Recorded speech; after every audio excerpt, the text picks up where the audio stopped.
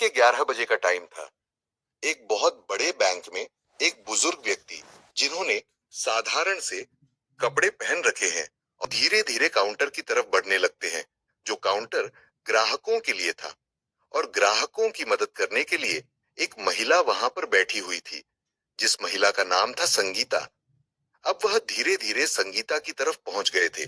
देखिए मैडम, मेरे अकाउंट में क्या हो गया है, ये अच्छी तरह से चल नहीं रहा है।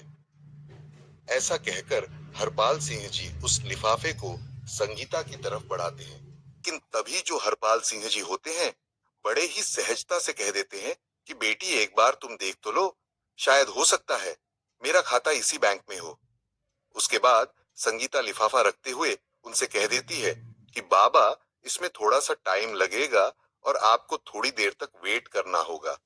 ऐसा कहकर संगीता और बैंक में मौजूद अन्य लोगों का काम करने लगती है, और हरपाल सिंह जी वहीं पर खड़ा होकर वेट करने लगते हैं। थोड़ी देर तक वह वेट करते हैं, और वेट करने के बाद दोबारा से कहने लगते हैं कि बेटी, अगर तुम थोड़ा बिजी हो तो तुम मैनेजर को फोन कर दो। दरअसल मुझे उससे भी कुछ काम है, तो मैं उनसे कुछ बात कर लेता हूँ। इसके बाद संगीता ना चाहते हुए भी अपना फोन उठाती है, और फोन उठाकर मैनेजर के केबिन का नंबर डायल कर देती है।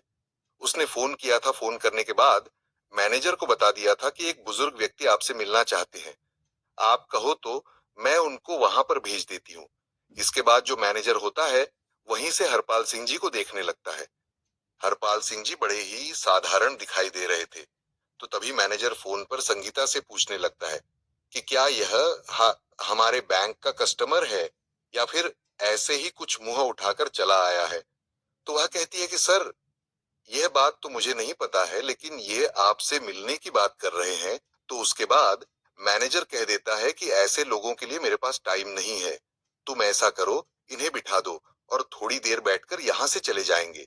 ऐसा कहकर संगीता को आदेश मिल गया था बैंक मैनेजर की तरफ से, और संगीता हरपाल सिंह जी को वहां पर वेटिंग एरिया में बैठा देती है।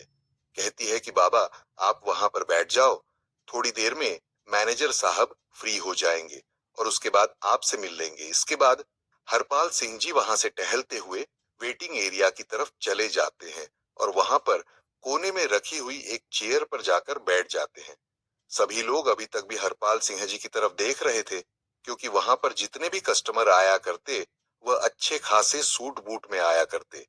लेकिन हरपाल सिंह जी ने साधारण से कपड़े पहन रखे थे, और देखने से लग भी नहीं रहा था कि इनका अकाउंट इस बैंक में होगा, क्योंकि उस बैंक के अंदर काफी अमीर लोगों के अकाउंट रहा करते थे, और यहाँ पर हरपाल सिंह जी का अकाउंट होने का कोई सवाल ही पैदा नहीं हो रहा था। इसी वजह से हरपाल सिंह जी आकर्षण का केंद्र बन गए थे, और सभी लोग उनकी तरफ घूर घूर कर देखे जा रहे थे, और तरह तरह की बातें उनके बारे में बना रहे थे। ये बातें हरपाल सिंह जी को भी सुनाई देती हैं, लेकिन वह इन सभी चीजों को इग्नोर करते हैं और अपना नंबर आने का वेट करते रहते हैं। वह सोचते हैं कि थोड़ी देर में मैनेजर आएगा और उससे मैं बात कर लूंगा। इस बैंक के अंदर एक और व्यक्ति छोटी पोस्ट पर काम किया करता था, जिसका नाम था पवन। पवन अभी बाहर गया हुआ था, और जैसे ही वह बैंक के अंदर आता है, तो वह देखता है कि एक बुजुर्ग व्यक्ति, जो कि वेटिंग एरिया में बैठा हुआ है, उसकी तरफ सभी लोग देख रहे हैं और उसके बारे में तरह तरह की बातें कर रहे हैं। कोई उसे भिखमंगा कह रहा है, और कोई कह रहा है कि इस बैंक के अंदर तो इसका अकाउंट हो ही नहीं सकता, और ये यहाँ पर कैसे आ गया, ऐसे लोगों को इन लोगों ने क्यों बैठा रखा है।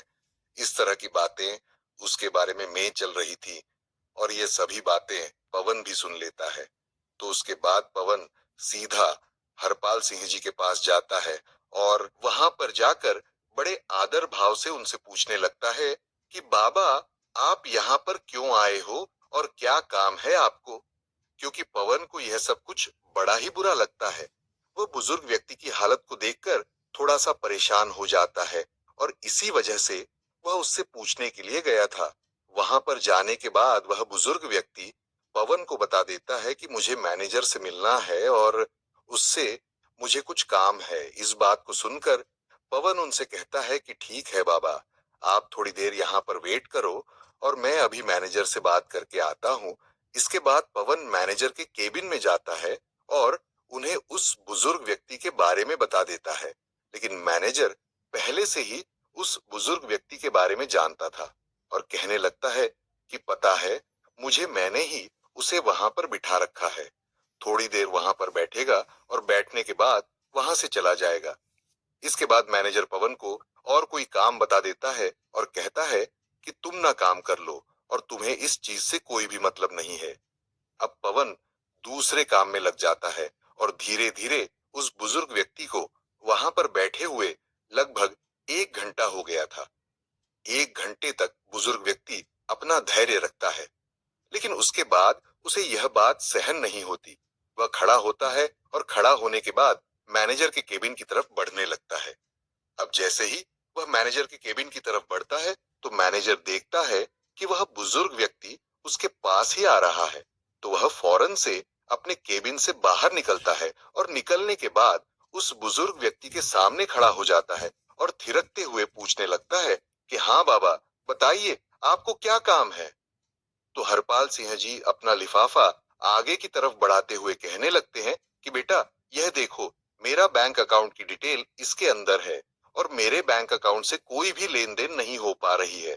आप देखकर यह बताइए कि इसमें क्या दिक्कत है।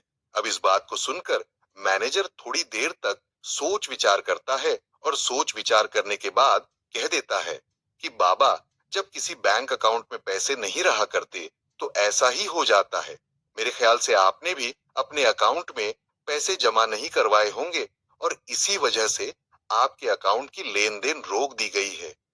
इसके बाद जो बुजुर्ग व्यक्ति होते हैं, वो बड़े ही विनम्र भाव से कहने लगते हैं कि बेटा, पहले तुम एक बार अकाउंट को चेक तो कर लो, उसके बाद ही कुछ मुझे बताओ तो ही अच्छा रहेगा। इस तरह से तुम कैसे बता सकते हो। तो मैनेजर हंसने लगता है और हंसते हुए कह देता है कि बाबा, ये सालों का एक्सपीरियंस है और सालों से मैंने यही काम किया है। आप जैसे लोगों की शक्ल को देखकर मैं बता देता हूँ कि कौन व्यक्ति किस तरह का है, किसने अपने अकाउंट में कितना पैसा जमा किया होगा। तो आपके अकाउंट में तो मुझे कुछ भी दिखाई नहीं दे रहा और मैं चाहता हूं कि अब आप यहां से चले जाओ। सभी कस्टमर आपकी तरफ देख रहे हैं और बैंक के अंदर एक अलग तरह का माहौल क्रिएट हो रहा है। इसके बाद हरपाल सिंह जी उस लिफाफे को उसकी टेबल पर रखते हैं और कहते हैं कि ठीक ठीक है बेटा, मैं तो चला जाऊंगा, लेकिन तुम इस लिफाफे में जो भी डिटेल लिखी हुई है उनको एक बार जरूर से देख लेना। ऐसा कहकर हरपाल सिंह जी वहां से जाने लगते हैं और जाते जाते जैसे ही वह गेट पर पहुंचते हैं, तो फौरन मुड़कर कहते हैं कि बेटा, तुम्हें यह सब कुछ करने का बहुत बुरा नतीजा भुगतना पड़ेगा। टहलते टहलते वहां से चले जाते हैं। इसके बाद जब मैनेजर को यह बात सुनाई देती है कि तुम्हें बहुत कुछ भुगतना पड़ेगा, तो थोड़ा सा तो उसे लगता है, लेकिन फिर वह सोचता है कि बुढ़ापे में ऐसे ही कह दिया होगा, कोई भी कैसी भी दिक्कत नहीं है। मैनेजर अपने काम धंधे को करने के लिए चला जाता है। इधर टेबल पर वह लिफाफा पड़ा हुआ था, जिस लिफाफे के अंदर बुजुर्ग व्यक्ति के बैंक अकाउंट की डिटेल थी। इसके बाद जो पवन होता है वहां से उस लिफाफे को उठा लेता है और अपने कंप्यूटर के सर्वर में लॉगिन करके उस लिफाफे के अंदर दी गई जानकारी के हिसाब से ढूंढने लगता है। ढूंढने के बाद जब पुराना रिकॉर्ड खंगाला जा आता है, तो उसे पता चलता है कि यह जो व्यक्ति यहाँ पर आया था, ये इस बैंक का एक तरह से मालिक ही है, क्योंकि इस बैंक के सब शेयर इसके पास ही है। अब इस बात को सुनकर वो बड़ा ही हैरान होता है और भी अच्छी तरह से उस डिटेल को पढ़ने लगता है। तो डिटेल को पढ़ने के बाद वो पूरी तरह से कंफर्म हो जाता है कि यह इस बैंक के मालिक ही हैं। इसके बाद पवन उस रिपोर्ट की कॉपी निकालता है और कॉपी निकालकर बैंक मैनेजर के पास जाने लगता है। बैंक मैनेजर जो अपने केबिन में किसी अमीर कस्टमर से बात कर रहे थे और उन्हें तरह तरह की स्कीमें बता रहे थे। इसके बाद पवन नोट करता है और नोट करने के बाद केबिन के अंदर आने लगता है। बैंक मैनेजर उसे इशारा करता है और इशारे से पूछने लगता है कि किस लिए तुम यहाँ पर आए हो। उसके बाद जो पवन होता है वह इशारों से ही बता देता है कि यह एक रिपोर्ट है जो उस व्यक्ति की है जो वहां पर आया था और आपने उसे ऐसे ही यहां से भेज दिया। आप एक बार इस पर नजर डाल लेंगे तो अच्छा रहेगा। ऐसा कहकर पवन ने वह रिपोर्ट मैनेजर साहब की टेबल पर रख दी थी, लेकिन तभी जो मैनेजर साहब होते हैं अपने उस क्लाइंट से थोड़ी देर के लिए एक्सक्यूज लेते हैं और कहते हैं कि देखो भाई पवन, हमारे पास ऐसे वैसे लोगों के लिए टाइम नहीं है। इसके बाद पवन बड़े आदर भाव से मैनेजर साहब से कहने लगता है कि अगर आप इसको एक बार देख ले तो बड़ा ही अच्छा रहेगा।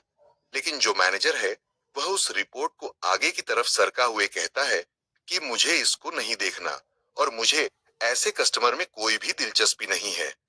ऐसा कहकर उसने रिपोर्ट को पवन की तरफ बढ़ा दिया था और पवन उस रिपोर्ट को वहां से लेकर अपने काम धंधे में लग जाता है।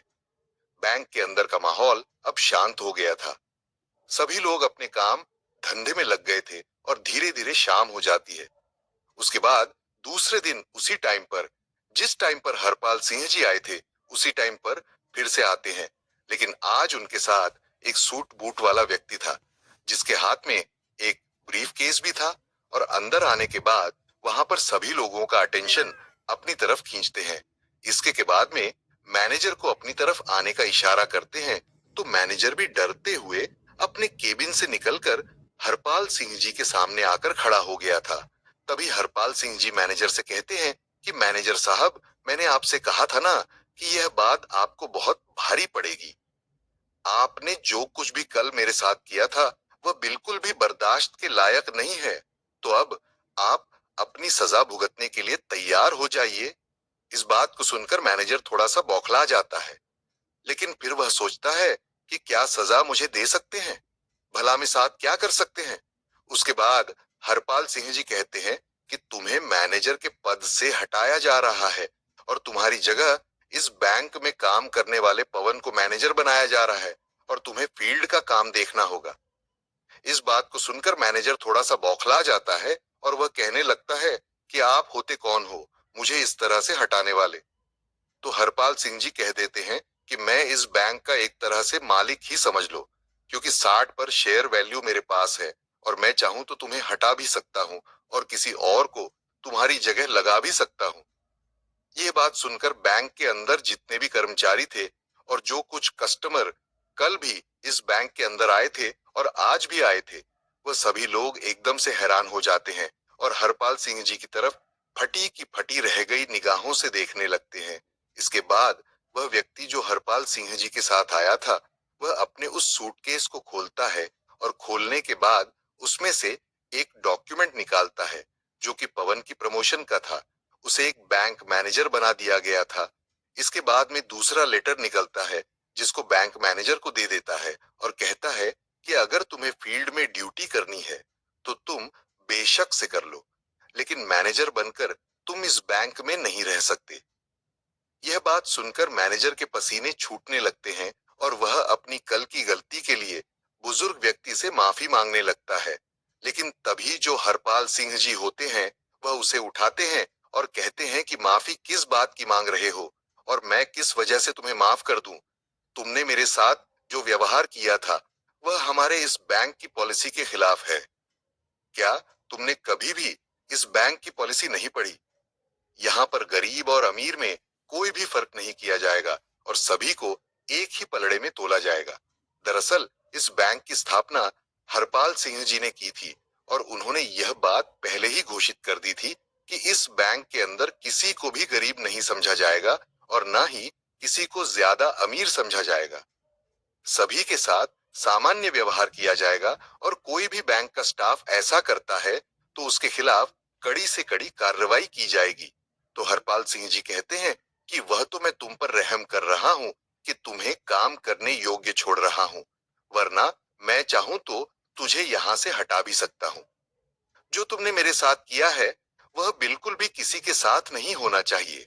तुम्हारे बैंक में काम करने वाला पवन जिसके हाथ में कुछ भी नहीं था, लेकिन फिर भी उसने मुझसे आकर पूछा और मेरे लिए कुछ करना चाहा, तो इस पोस्ट के लिए वह असली हकदार है, ताकि वह ग्राहकों को अच्छी तरह से समझ सके और उनके कपड़ों को देखकर उनको को जज ना कर सके।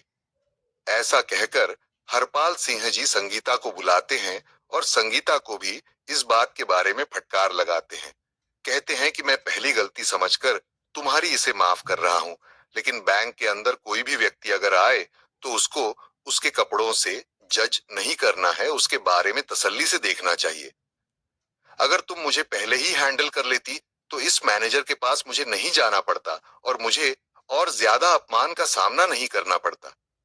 इसके बाद संगीता हाथ जोड़ने लगती है और उनसे माफी मांगने लगती है। कहती है कि बाबूजी मुझे माफ कर दो, मुझसे बहुत बड़ी गलती हो गई और आगे से आपको ऐसा कुछ भी देखने को नहीं मिलेगा। इसके बाद हरपाल सिंह जी वहां से उस व्यक्ति के साथ वापस जाने लगते हैं और सभी लोगों से कहकर गए थे कि पवन से बहुत कुछ तुम्हें सीखने की जरूरत है और इससे जितना हो सके उतना सीख लीजिए, तुम्हारे लिए अच्छा होगा। अब मैं बीच बीच में यहाँ पर किसी ना किसी को भेजता रहूंगा जो तुम्हारी इन हरकतों के बारे में अच्छी तरह से मुझे रिपोर्ट दे सके। कि ऐसा कहकर हरपाल सिंह वहां से चले गए थे और बैंक का पूरा स्टाफ इस बारे में बात करने लगता है और सोचता है कि अब अच्छी तरह से काम करना होगा, कहीं अगली बार उनका नंबर ना आ जाए। इस बात को सोचकर पूरा बैंक सुधर जाता है। और दोस्तों, हमारे समाज में ऐसी बहुत सारी गतिविधियाँ होती हैं जो नहीं होनी चाहिए।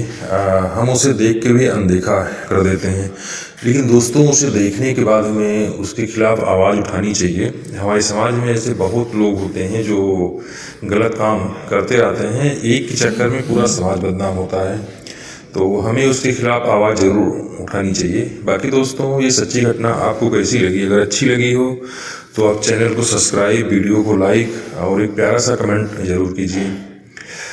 दोस्तों, इस घटना को आपके सामने लाने का हमारा उद्देश्य यही होता है कि आपको बाहर क्या हो रहा है उसके बारे में आपको जानकारी हो, और कुछ ऐसी घटनाएं आपके आसपास हों तो उसके खिलाफ आप ज़रूर बोलें।